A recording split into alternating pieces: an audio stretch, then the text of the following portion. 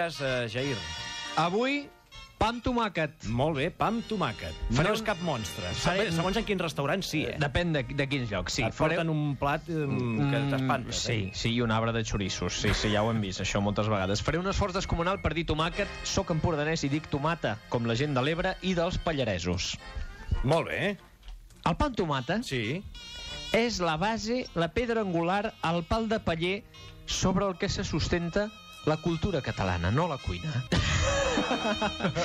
Bé, deixem estar el tema. Aleshores, hi ha molta gent que no sap viure sense el pa amb tomàquet, jo entre ells. A més, és la prova definitiva de la superioritat del pobre català.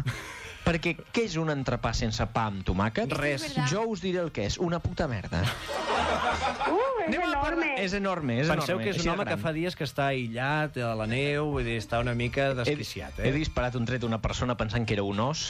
Està bajo tierra. Ha sigut duríssim. No, encara bajo nieve està, de moment. Ingredients per fer el pa amb tomata. Pa, tomata, oli, sal. I all entre parèntesi. Perquè aquí no hi entrem en un terreny que jo he vist gent hostiar-se per aquest tema, o sigui que deixem-ho estar. M'has posat all? Però per què m'has posat all? I un altre que diu que esto sin ajo no es nada, en castellà, en castellà. Gent que perdia els papers, que no me pongas ajo, que tu padre, que tal, en fi.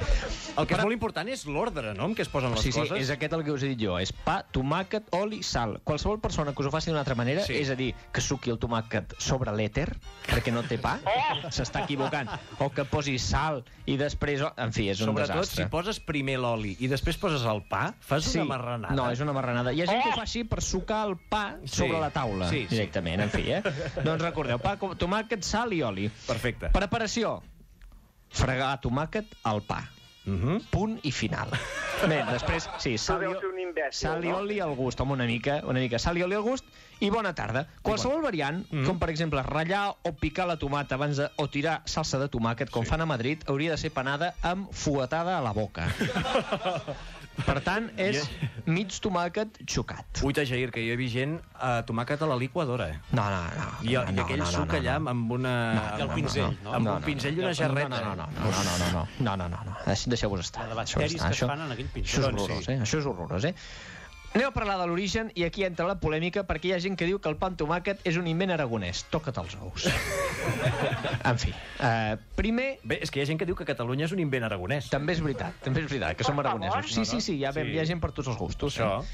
Primer de tot, primer va ser el pa amb oli. Sembla estrany, oi?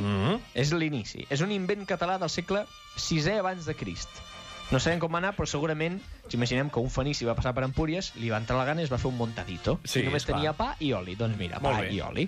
Però el problema és que a Catalunya el tomàquet no va arribar fins al segle... Pregunta examen. Fins a quin segle? 15? Noi, 17. 17? Però que venia amb correus? Arribar.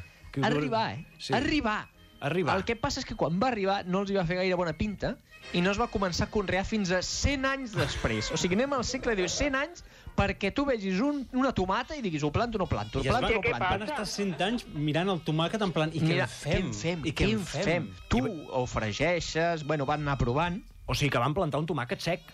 Sí. Perquè 100 anys pensant que feien un tomàquet... Doncs sí, segurament. Van plantar una enyora. És molt inquietant. Atenció, i ara entrem ja amb noms propis. Néstor Luján, molt de gust, que baixava la Rambla rodolant, explica... És una frase feta, això. És un refrany.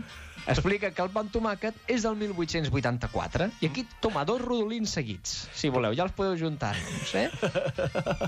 Calculeu, a veure si us surten els números, perquè si no vaig errat, per passar del pa amb oli el pa amb tomàquet van passar 2.400 anys. Se lo está inventando. No me lo estoy inventando. Està fent càlculs basant-se en les dades històriques de les que disposa Jair Domínguez. Una mica la va avalar, i ja només em queda dir-vos que recordeu aquesta dada per la propera vegada que necessiteu millorar un invent.